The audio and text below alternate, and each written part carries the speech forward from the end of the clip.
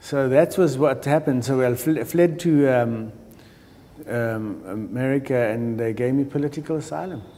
You know, they looked at my case, all the stuff that was written about me. I didn't even have to tell my story. You know, and they just said, the woman looked at the case, she looked at all the press, and she said, "Oh, this is self-evident," and they gave me political asylum. And so I've been there ever since, you know.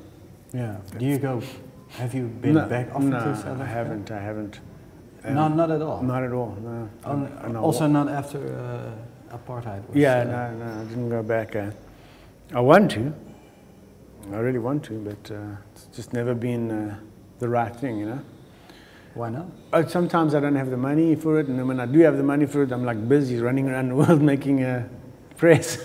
Yeah, I get it. You know? I was thinking, we're talking a lot about South Africa now. I think you still call yourself Tribe Ater Tribe, a South African band. Yeah. Do you still? Yeah. How much of you is still South African? Well, as I say, you know, the stories that are embedded in your body, some of them run very deep, you know. The bad stories, I think, took me a while to clean out.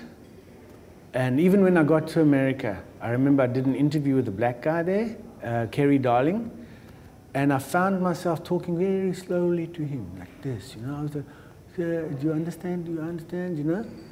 And then he'd talk back to me, and I'd be like, "Whoa, this guy's smart, eh?" And then I said to him, eventually I said to him, "Kerry, did you notice what's going on here?" And he said, "Yeah, you're talking very slowly." I said, "I know, because I believe you're not clever." That's how deep this thing is, you know? And it took me a while to clean that out, okay? Anyway, so some of the stories have gotten out. But now remember, there's some stories that are great stories that I love, and they will never be able to leave my body, okay? We would go into the mountains in Africa, in Swaziland and stuff, my friends. We would go into the mountains, and, you know, the drive to the mountains, you'd be listening to Led Zeppelin or Van Halen, Black Sabbath and stuff. We'd get to the mountains, do what we do in the mountains, have fun, and when the sun was going down, you hear the drums. And we're like, "Oh, let's go see who's playing the drums." And we went down there, and there we saw tribal rituals, right? These black folk playing the drums, big drums, man. And then the medicine man in the middle dancing, and he's sucking in the spirits and talking healing talk to the people that's going to bring about health and the new political plan for that month or whatever, you know. All the stuff Jim Morrison dreamt about. He would have loved it. He would have loved it, exactly. And it's good that you brought up Jim Morrison, because exactly that feeling, you know. And when I saw that, I was like, I could feel it the same way I was feeling that Led Zeppelin, you know what I mean? I was like, oh. And so that thing came together inside my body, you know, in a way that could never have. You see, the Beatles were banned in South Africa. So I never had that kind of a pop music in my brain, you know. The Rolling Stones were banned, you know, so I didn't have that. But through my mom, who was teaching meditation and stuff, a lot of hippies would come, so I would get a lot of the underground hippie music, you know. And this music, this African drumming. Then one day I walk into a festival in South Africa at university, and I walk into this room, and there's 20,000 people, and they're all going, "Ha, ha, ha." And I'm like, what's going on? There's no music, right? I'm like, what's going on?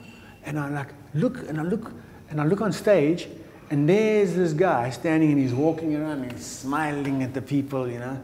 And he's walking with the guitar, and he's not playing. And there's a black guy behind the drums, big African drums, and he's just standing there like this. He's just standing, he's just doing his thing. And I'm like, what is going on? Why are the people screaming like this? And then they stand, and then the drummer would start.